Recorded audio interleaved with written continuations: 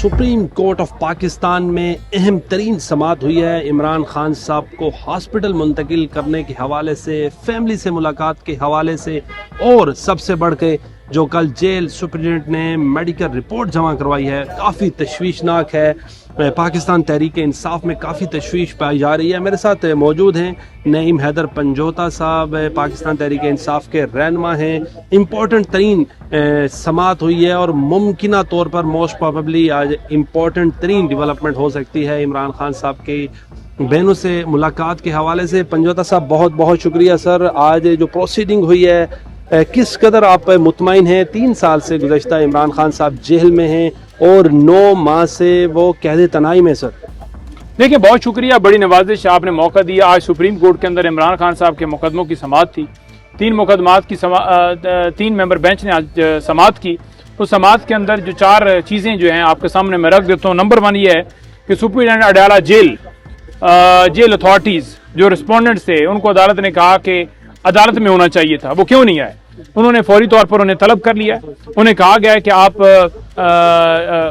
फौरी तौर पर कह रहे हैं, उन्हें अगली डेट के ऊपर रिपोर्ट यानी अपना जवाब जमा कराने के साथ साथ उन्होंने कहा है कि अगर क्यों ना आपके खिलाफ तौहीन अदालत की कार्रवाई की जाए। तो नंबर 1 तो पॉइंट ये हो गया कि सुप्रिटेंडेंट अडयाला जेल ने जो बदमाशी की, जो पहले तौहीन अदालत की दरखास्तें देने के बावजूद अदालतों में नहीं पेश होना या अदालती हुक्म को नहीं मानना, तो एक तो अदालत ने उनको जवाब जमा कराने नेक्स्ट डेट पर बुलाया है और दूसरा उनके खिलाफ तौहीन अदालत की कार्रवाई कर दिया है। नंबर 1। नंबर 2, मुकम्मल रिपोर्ट इमरान खान साहब के तमाम जो मेडिकल टेस्ट हैं, जो बाकी जितने भी उनका रिकॉर्ड है, मेडिकल रिकॉर्ड है, मुकम्मल तफसीली रिपोर्ट अदालत ने तलब कर ली है। नंबर 3, इमरान खान के केसेस जो इस वक्त तक इमरान खान साहब के ऊपर चल रहे हैं, दर्ज हैं, ट्रायल है, बाकी चीज़ें हैं, उनका रिकॉर्ड उन्होंने हमसे मांगे, हम इंशाल्लाह ताला वो देंगे। नंबर 4, इमरान खान साहब के हवाले से मुलाकात का जो मामला था, शिफ्ट करने के हवाले से मामला था, उस पर अदालत ने ये कहा है कि इमरान खान साहब जो है वो की पोजीशन क्या है, कितनी मुलाकातें हैं, तो मुलाकातों का रिकॉर्ड भी तलब किया गया है। और जेल हकाम को कहा गया है कि जब रिपोर्ट जमा हुई जिसमें आइसोलेशन का जिक्र है कि इनकी मीटिंग ज़्यादा कराई जाए, फैमिली से भी और बाकी लोगों से भी इंटरेक्शन ज़्यादा कराया जाए, तो आपने कराया। उन्होंने कहा जी ये सियासी गुफ्तगू करते हैं। वहाँ पर खड़े उज़ैर भंडारी ने कहा मैं तो सियासी गुफ्तगू आज तक मैंने नहीं की, मेरी मुलाकात मैं 3-4 दफ़ा गया। इसी तरह दीगर लोग जो हैं वो उन्होंने भी सियासी गुफ्तगू नहीं की।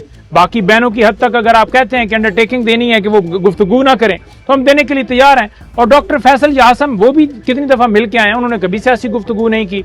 तो वो एक डॉक्टर को दे दी जाए इजाज़त, एक बहन को दे दी जाए। तो अदालत ने एक बहन को और एक डॉक्टर को इजाज़त देने के हवाले से हमसे अंडरटेकिंग मांगी है कि आप बात नहीं करेंगे। तो हमारे वकील ने कहा है उज़ैर भंडारी साहब ने कि बिल्कुल हम अंडरटेकिंग देने के लिए तैयार हैं। नईम साहब, मैंने जो प्रोसीडिंग देखी, मैं कोर्ट रूम में मौजूद था, उससे देख ये रहा है कि डॉक्टर आसिम साहब को और डॉक्टर उज़मा को परमिशन मिल जाएगी, अलाउ हो जाएगा इमरान खान से मुलाकात करना। अब कोर्ट का डिसाइड करती है कि हर वीक मिल सकते हैं, नहीं मिल सकती है उनकी सिस्टर।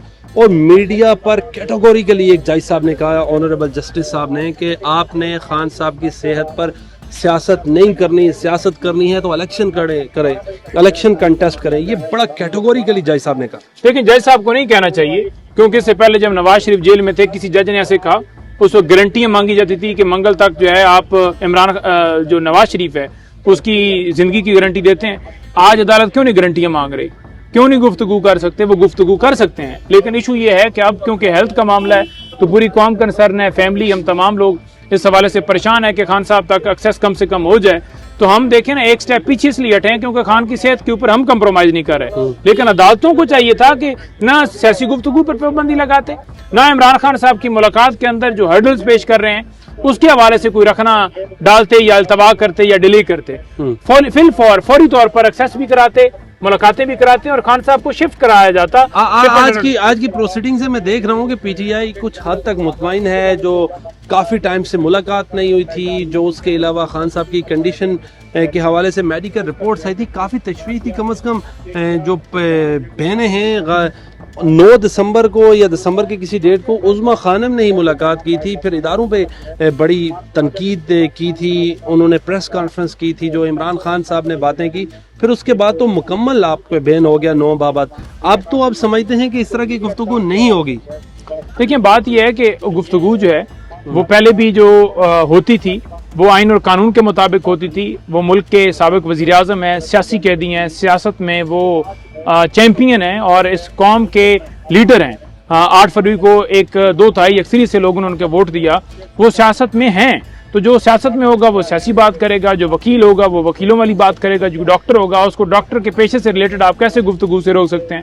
इसी तरह कोई इंजीनियर है वो उस अपनी फील्ड के रिलेटेड बात करेगा, कोई बिजनेसमैन है उससे कोई घर वाले मिलते हैं या दोस्त मिलते हैं तो वो बिजनेस के रिलेटेड बात कर सकता है। तो आप कैसे कदगन लगा सकते हैं। इनको तकलीफ ये है कि जो पाकिस्तान में आइन और कानून की सरबुलंदी की बात करे, कहे कि तमाम अदारे अपनी हदूद के अंदर रहें, ये कब्जा छोड़ें, जमहूरियत हो, आइन बहाल हो, लोगों के बुनियादी हकूक की हिफाजत हो, महंगाई के खिलाफ बात करे, दहशतगर्दी के खिलाफ बात करे, मुल्क में अमन के लिए बात करे, आवाम की बात करे, वो इनको दहशतगर्द लगता है और वो बात इनको नागवार गुजरती है। तो बात सिंपल यही है।